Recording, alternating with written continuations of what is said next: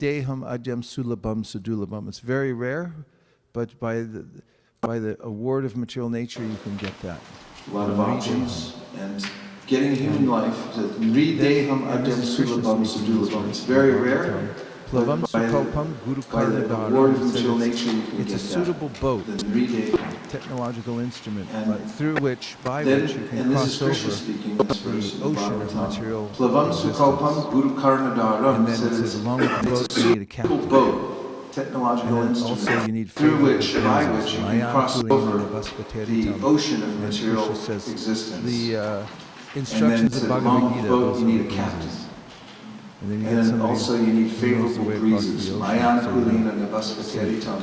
And Krishna says, he said if you don't take advantage of instructions of Bhagavad Gita, those are the breezes. You're a killer of your own self. And you get somebody who knows the way across anyway, the ocean. Antakalitamameva smaran mukva kalevaram. He said if you don't take advantage of it, then you're a killer of your own self. Whatever you remember. And then so anyway, Antakalitamameva smaran mukva kalevaram yaprayati samadbhavam yati nasyatra samshaya. Says whatever you remember. And then wherever in the the next mind verse, is, young vati smaran bhava specifically mind means whatever your overarching mood is, your feeling. Wherever the mind is, ultimately we're only left with a feeling. Specifically, mind means whatever your and that is a composite overarching of all mood the is, your association feeling. Ultimately, we're only left with a feeling when we leave this body. It's a very powerful force. And that is a composite of all the association that we've cultivated throughout this lifetime. But if one and it's a very powerful force. So this is the force of material consciousness. Then one is and that obliges one to take a particular kind of body. And but if one choice that can make develop Krishna consciousness, then one is obliged to take another material body. Comes into the it's a choice that one can make in the human form of life to reform one's consciousness, develop it, to polish it.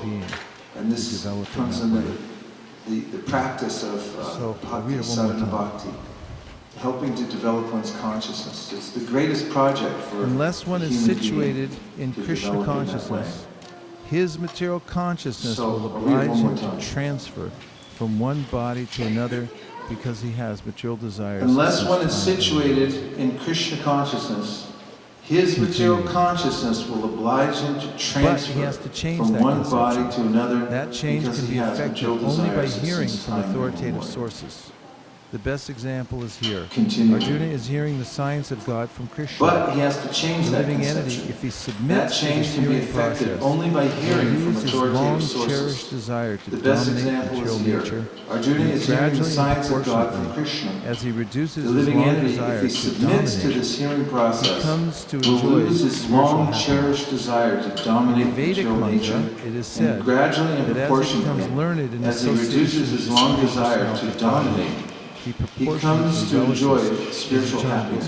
There's a lot in that. In the Vedic mantra, it is said that as he becomes learned in association with the Supreme Personality of Godhead, he proportionately relishes his eternal blissful life. There's a lot in that purport. Remember that you heard in the purport. Yes or yes? It's the same thing. So which parts could you hear? Maybe just you could reflect back anything that you remember that you heard. What things stuck in your mind? Purport. Even if it's the same thing everyone else heard. Okay. Go ahead. Go right ahead. What did you hear? What things stuck in your mind? Here. Who's got the mic? Okay. I heard this. As he reduces his long desire to dominate. Long cherished desire. Yes. To dominate, he comes to enjoy spiritual happiness. That's almost a poetical sentence. I heard this. As he reduces his long desire to dominate, loses his long cherished desire to dominate. To dominate, he comes to enjoy. It says a lot there. It's almost a poetical sentence, isn't There's it? Loses his, is that the sentence? Desire, loses his long cherished desire to dominate material nature. And that It says a begins lot to there. I mean, evaporate as there's one hears about Krishna, the a Supreme desire, a Personality. long cherished That desire to dominate material nature. causes And that begins to evaporate as one hears about I'm Krishna, not the actually the Supreme Personality of dominator, I'm a Godhead. cooperator. That When I cooperate, desire rather to than trying to dominate causes then I am in a natural difficulty situation and I can because actually enjoy. I'm not actually the part dominator, I'm a of the whole. cooperator. When Prabhupada I used to give cooperate this rather than example try to dominate, about how then a little tiny I'm screw in a natural situation and I is can actually practically a enjoy. worthless I'm a little piece part if you don't know of where the it whole. goes. When I was Prabhupada walking used to around give this example on hill this year about during how Kartik, a little tiny I found screw a tiny little screw on the ground. is practically And a worthless I picked that poor little little guy piece up. if you don't know where it goes. Said, "Where When do I you was walking belong?" around Govardhan screw? Hill this year during I felt Kartik, sorry for him I found a tiny little because I screw on remembered the that ground. example that Prabhupada And gave. I And picked I that was poor just little thinking, guy you know, up. you were I said, where do glorious you one belong? day. Little You actually screw? fit in I some felt sorry machine, for or him. maybe it was a Because bicycle. I remembered that example that Prabhupada And gave. it could have And been I was just thinking, you know, you were glorious one day. You actually fit in some Probably was, machine, because maybe it was a probably was. bicycle, or, you know. But And it had it could have been one of those a big real purpose in life. And when it fell out on the road and nobody knew where three-wheelers. it went, It including probably myself. was, because it vibrated out And of then it. it was just a useless screw. But it had a So in a similar way, real purpose when in life. living And in when a it fell out on the road and nobody cooperates knew where it went, connects including myself, Krishna, then it was just a useless service, screw. rather than trying to So dominate. in a similar which way, when going against living entity one's cooperates natural constitution and position connects with and Krishna finds a place, finds through his or her service, place rather for than service, trying to dominate, which then means we've noticed that going even against one's if it natural seems like a really constitution small position, service, and finds a place, finds gives his or her one's place for service, heart then full attention we've to that noticed that service. even There's if it there are seems a lot like a of really small service, byproducts. One is there's if the person one who feels satisfaction, gives one's heart and then after some and full time of attention to performing that that service, that person there will also are a lot become, of byproducts. One is the person will feel Krishna satisfaction, notices, and the devotees and then notice. after some time of there's all performing that kinds of promotion. service, that person You don't will have also to go very become far in order to noticed. engage in Krishna consciousness. In fact, you don't have to Krishna go anywhere. notices, and the Stay devotees in whatever notice, situation and then there's all you kinds are, of but promotions. just reconnect. You don't have to go very Krishna far in order and to engage in Krishna And, consciousness. In fact, you don't have to go anywhere. To be You inspired can stay in in whatever service, situation you are, but just Bhagavad reconnect is pointing out from with Krishna bringing through this service. sentence to light, And requires that one to hears be inspired in submissively service, from authoritative as sources. Mahabhagavat Prabhu And then, is pointing out from amazingly, bringing this just by hearing sentence to light, in the association requires that like-minded one devotees hears submissively from authoritative sources. one gets And then clear knowledge, amazingly, just by one's hearing intelligence in becomes the clarified. association Like of how to like-minded make decisions. devotees from We are a authoritative product of the sources, decisions we make one throughout our gets life. clear knowledge, And if we make bad decisions, one's intelligence becomes we end clarified, up in like situations how to make that decisions. are oftentimes very hard We to are a remember. product of the decisions It's a we lot of make work. throughout our life. However, And if if we make constantly bad good decisions, we end up find our in life becoming situations easier that are oftentimes very hard to productive. undo. Takes a do you lot of think work. that's a fair assessment? of what However, I said the if we last constantly make good sentence? decisions, Fair we enough. find our life becoming So easier one of the ways in which and more productive. the scripture again and Do you think again that's a fair Krishna assessment, himself, what I just again said and the again, last recommends sentence? that we develop this Fair enough? good So, intelligence one of the ways in to which make the scripture, proper again and decisions, again, right decisions, Krishna is by himself, hearing, again and again, especially in the recommends Bhagavad that Gita. we develop this Then, when good we're at intelligence various through which junctures to make during the day, we proper have decisions decisions, to make. right What are some of the decisions, decisions is by that hearing, one might not have especially to make here during from the day? Bhagavad Gita. And Should I? then, when we're I at go to various work? junctures during the day, we have decisions to make. What are some What of are the some decisions decisions that one might have to require? make I during mean, the that's day? obviously something you'll have to think about. Should Huh? I? To cook? What to Should I cook? go- How much to eat? Should I chant or should I watch CNN? I mean, that's something the mind might bring up. Is like, I remember a long time ago you watched CNN. Why don't we do it again? And then I'll just do it a little bit instead.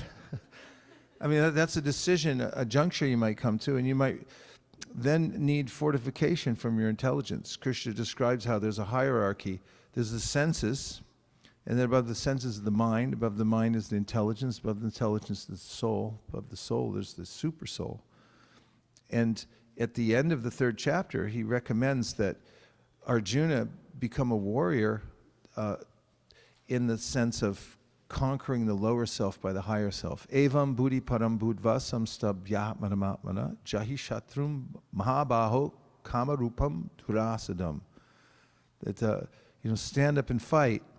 And remember that your real self-interest is in moving according to the super soul and the instructions coming from Bhagavad Gita.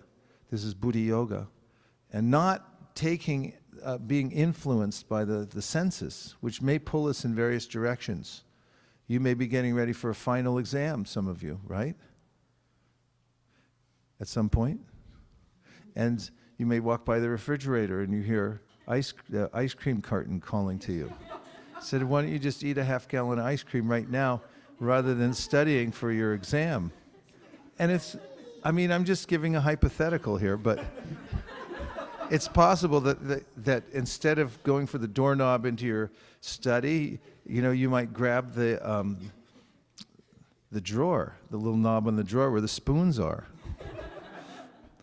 And you may be just watching. It's like, why is my hand grabbing the drawer instead of the doorknob to my study?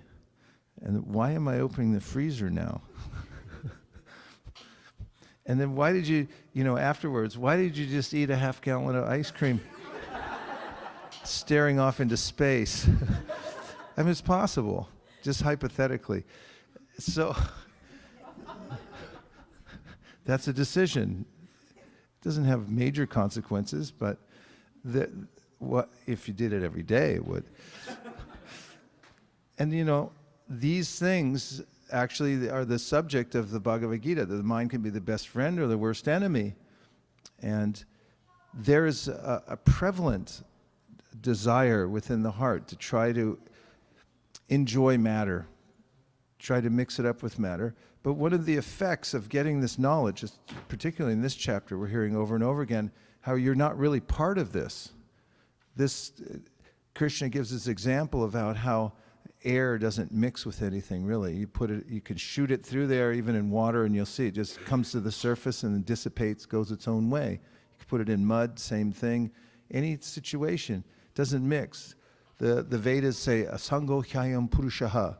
The living entity has nothing really to do with the material nature, but we project ourselves into it, and then we become entangled. In fact, we just read something astounding recently in the 11th canto of the Srimad Bhagavatam. And I would hesitate to bring it up because it's so astounding, except that it's in the Bhagavatam, so what can I do? Krishna says that talking about a living entity's becoming liberated or bound is actually a misnomer. Because there is no liberation for the soul, there's no actual bondage for the soul. Because the soul never actually mixes with matter. Asango hyayam purushaha. We're not part of the material world. But we imagine ourselves so, just like a person in a dream, and a lot of dream imagery is used in the 11th canto. You might imagine that you're being chased by a tiger. Are you being chased by a tiger? No, but you still go through all the tribulation of being chased by a tiger. So material life, Krishna says, is like that. And my desire in the dream that I'm going to become a big success in the material world in one way or the other. All these ideas, long-cherished desire to find some situation in the material world where I can live permanently. Kind of an optimism that if I just work in a certain way, then I can actually be the center, I can have everything I want. Prabhupada talks about how people imagine that if they just get a good education and they work hard and save up enough money, there'll be a point at their life where they really can just stop working and live off their money, their income, and just be a natural enjoyer, kind of like Krishna is. He never has to work. And it doesn't really work out that way so much, does it? A couple people said no, doesn't. Depends on your karma. There's no guarantee. And I mean, we find even people who have a lot of money, they work very hard. Chaitanya Mahaprabhu, when he went out, after he took sannyas with his associates, he asked them, he turned to them, and he said, "Did you bring anything with you?" And they said, "No, we didn't bring anything, because you didn't instruct us to bring anything, so we didn't bring anything." He said, "Very good, because the Lord will take care of us." And then he said, he said, "You'll notice how the Lord has filled up the universe with food and money, but every living entity gets only according to what they deserve." I mean, it's there everywhere, but you only get your certain quota, he said. He said, even a king deserves a royal feast every day. But one day the king becomes angry at his enemy and he says, "That's it, I'm fasting." Then he has to fast. That's his karma. He can't eat that day. Or he may become sick suddenly, he can't eat the royal feast. So we're bound up by the material nature, whether we have access to great wealth and assets and so forth, or whether we're impoverished. There's this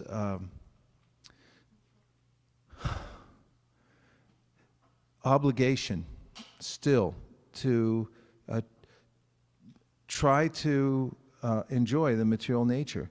So losing that and developing a different kind of ego, and that is expressed by Bhaktivinoda Thakur, Jiv Krishna Das E Bishwas Korleto Ardukonai, that if you just change your attitude about your life and you say, rather than "I am the master," then say, "I am the servant." Everyone say, "I am the servant." Sounds good. And it feels good too, right? He says, there will be no more dukh or unhappiness in your life. And this word dukh comes from a concept of the axle in a wheel.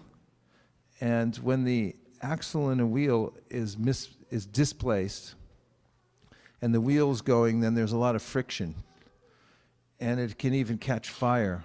And there's a great vibration in the car because it has to be flush and it has to run smoothly with the ball bearings and the wheel and so forth. If it gets out of alignment, then there's going to be problems. So dukh, misery, unhappiness means I'm out of alignment. And that alignment, that misalignment means I think that I'm going to be the enjoyer. And that job is taken.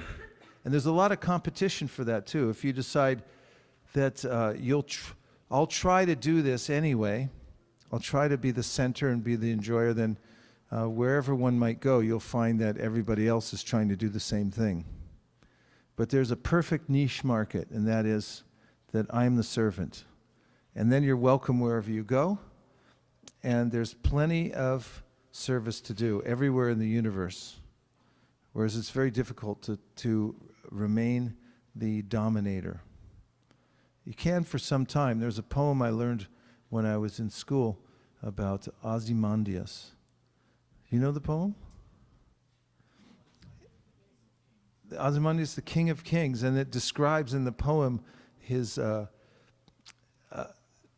this slab of stone in which is carved his name, the king of kings, Ozymandias, and is sort of lying there in the desert, being his whole kingdom having been dismantled many years ago, and he had died and moved on, and all is left is this stone with his name on it, proclaiming him as the King of Kings, and now it's being worn away by the sand. I remember I was at that Japa retreat out in Joshua Tree in California. It's in California, right? Yeah. And I went for a walk one day, and there was, near the center, there was some sort of a pile of garbage, I guess. And on top of it, there was this sign. And the sign, I took a picture of this. The sign was, it was a seminar about how to become wealthy and successful. And I just found it ironic that it was, it was lying sort of forlorn on this pile of other garbage. I took a picture and said, there it is. How did that work out for you? good seminar. I mean, the whole thing, everyone's taking seminars thinking like, how am I going to get in the center? How am I going to get ahead and so forth? I mean, nothing wrong with learning and education and finding out new ways to do things, but it's the attitude that counts. If I'm trying to be the dominator, I'm doing it for myself, then I end up as one of the billions and billions of Ozymandiases. And if one just decides that I'll become a servant of the servant, then one finds of kind of exaltation. That's something that's honored everywhere. So anyway, I really ran off with your reflection. Thank you very much. Another one? Anything that you heard? Yes. Pass it straight back. So this has been touched upon here quite a bit, but specifically at the end of the purport, where Prabhupada speaks about how in order to truly enjoy, you have to lose your taste for material enjoyment. You have to actually make a transition. So it's like divesting from the material world, or as Bhaktisiddhanta told the story of, you can't move anywhere if the anchor is still set. You have to lift the anchor. And he tells the story of the wedding couple that just rode around in circles because the anchor was still there. And I guess that's something that I fear personally, is that until I've stopped acting materially, or I've stopped doing things that gratify my senses will be impure, and I will never be able to perceive Krishna. That something has to give, like I somehow have to stop acting materially in order to be able to transition. So that it's almost like Krishna's waiting for me to divest before he really gives me anything spiritual. Thank you. While you were saying that, I was just remembering an example that Prabhupada used to give about a glass of ink, and that if you pour milk into the glass of ink and you continue to pour, then the ink all gets pushed out, and eventually it's only milk in the glass. And in thinking about divesting oneself from the material world, it sounds a little drastic, but there's another possibility, and that is invest more and more, as is being recommended here, in hearing and chanting. As one inches up one's positive practice and simultaneously gets a taste for it, then other things become less relevant, and there's sort of a natural detachment. After all, in the Bhagavatam, Krishna says, Vasudeve Bhagavati Bhakti Yoga Prayojita Janaya Yashuvairagyam Yanam Chayera Haitukam. That by performing the direct process of devotional service, one naturally gets knowledge and detachment from the world. And we read recently in one of Prabhupada's purports in the 10th canto of the Bhagavatam, where he said that devotees who incrementally increase their devotional service come to a point where they don't have time for anything else. And then, he says, Krishna personally takes care of them. Yogakshevam Baham Yaham.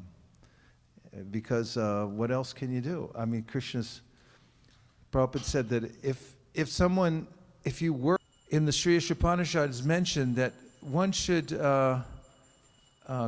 cultivate that vision that the soul's different from the body by following the footsteps of the previous acharyas who have taught this. Anupashyati means you should see by following. And at some point, you'll actually realize it. You'll see for yourself. Which is, Krishna actually says this in the 11th canto of the Bhagavatam to Uddhava. He said there's a big difference between understanding liberation philosophically and actually being liberated. He said, don't mistake the two. So I know what liberation is on paper, but it doesn't mean that means now you're liberated. It helps, but it's different. We didn't get to you yet. First of all, sorry if my question seems to be illogical, but like as we give $100 for any illogical question. Let me see if I have any money with me. yeah, I'll happily accept it. Okay. Now he's going to try to make it illogical. So as we read in Bhagavad Gita that the soul transmigrates from one body to another. So when we say that the population is increasing, so where do these extra souls come from? Where do they come from? They can come from anywhere. Brahmanda means one universe, not just one planet. They come from all over the place. And the soul can transfer from any place. Because as Krishna says in the Gita, sarvagataha, the soul's all pervading. He's not dependent on a particular environment to exist. So souls can be imported from any number of places. And their souls are also asankhya. They're unlimited. You can't count them and say, oh, there's a finite number, therefore, right? They're asankhya. I mean, we can't even count how many hair follicles we have on our head.